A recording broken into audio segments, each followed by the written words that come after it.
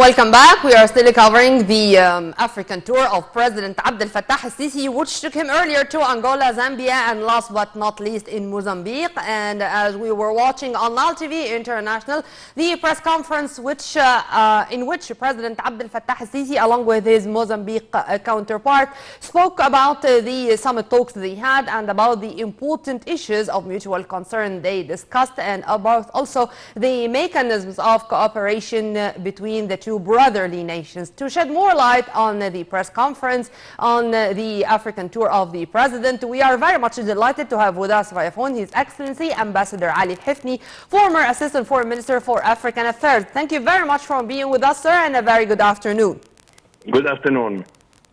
Sir, let's start with something which took place in the last COMESA summit, the inclusion once again of Somalia after the security developments which took place, of course, because of the efforts exerted by the National Somali Army. And I was reading one of your comments regarding Somalia and to what extent it's really one of the countries which has a strategic importance regarding international trade, international navigation routes, and of course part and parcel of our national security as African states. Tell me more about that, sir. Well, I believe that we are all of the same interest to reintegrate Somalia. It has been deprived of integrating all the African institutions in a proper manner compared to the other African countries. So it was about time that we reintegrate Somalia within the ranks of the COMESA. It has never been absent from the COMESA, but the idea is that we have to encourage the Somalian efforts to reestablish order, security, peace, and stability, and get reintegrated within those groupings, regional groupings. And it was good to have had that approach and taken that decision.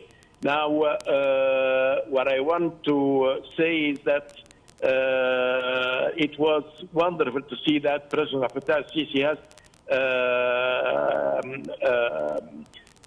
started to pay more attention after those 3 years of interruption because of COVID-19 to come back to Africa, to visit African countries, to attend such important continental and regional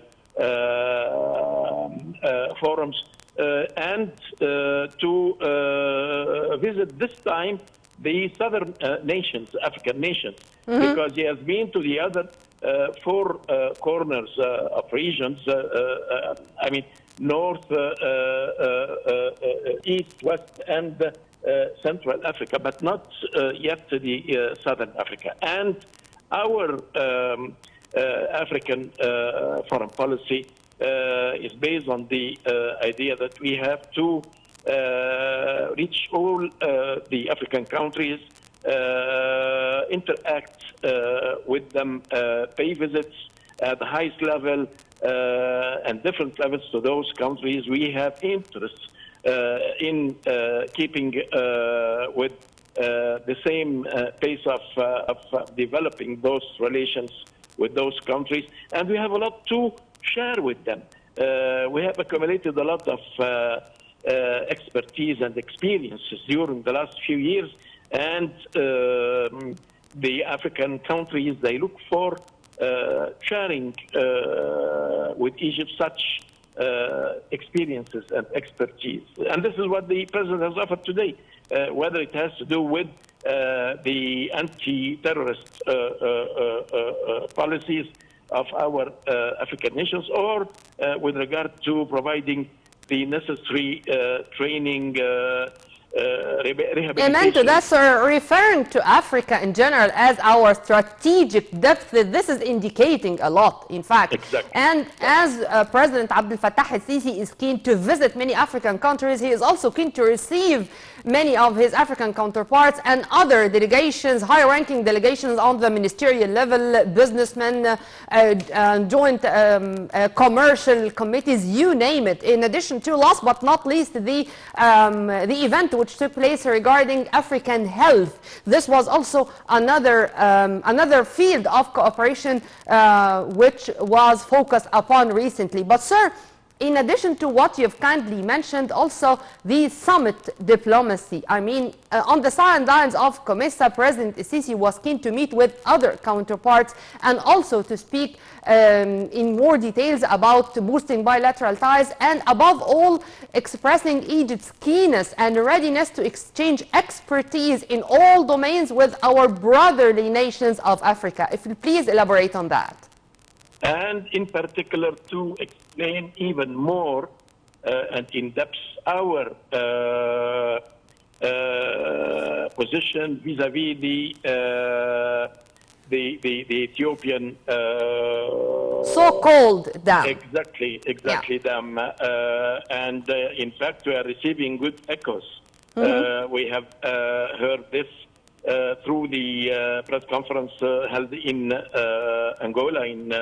The Angolan president has made it quite clear the position of Angola, saying that those international rivers, they have to be shared properly and equally between the countries.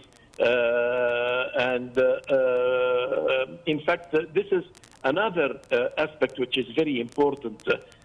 Meeting the president of Kenya on the sidelines of the COMESA summit in Lusaka, or the president of Malawi, or Malawi, yeah, exactly. So it is a good opportunity to interact with those leaders that play an important role not only in the region but on a continental level.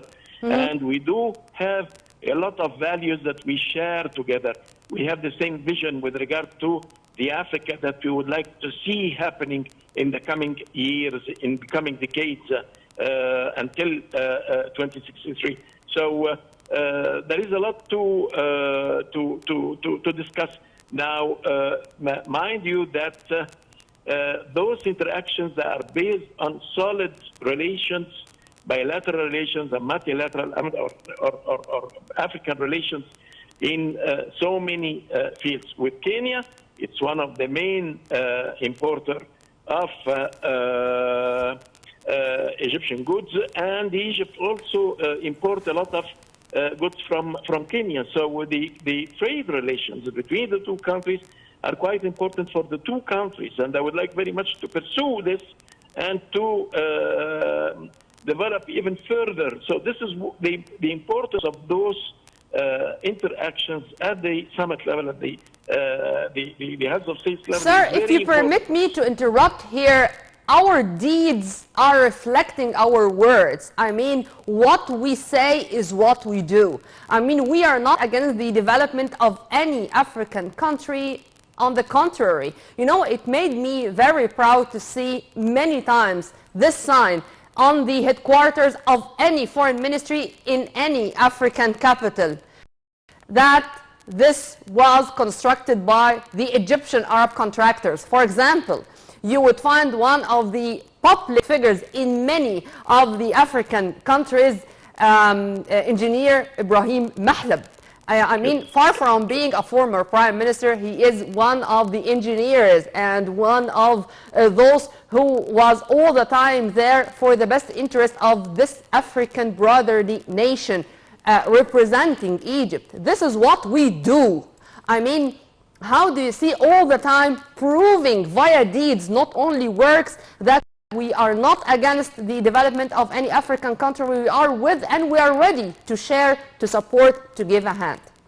I fully agree with you, and in particular with regard to engineer and former Prime Minister Mahlab.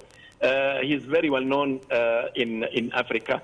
wherever you go, they praise him for whatever he has, or the institution has, the Arab contractors that implemented as mega projects in the different countries, even if it wasn't for in this high official country, but he would refer to whatever has been achieved by the Arab contractors in neighboring countries. So in the field of infrastructure, it's one of the main partners of African countries. And African countries always prefer to deal with Arab contractors, prefer to deal with Egypt, and they find a big facility in dealing with Egypt, much more compared to other enterprises from other parts of the world.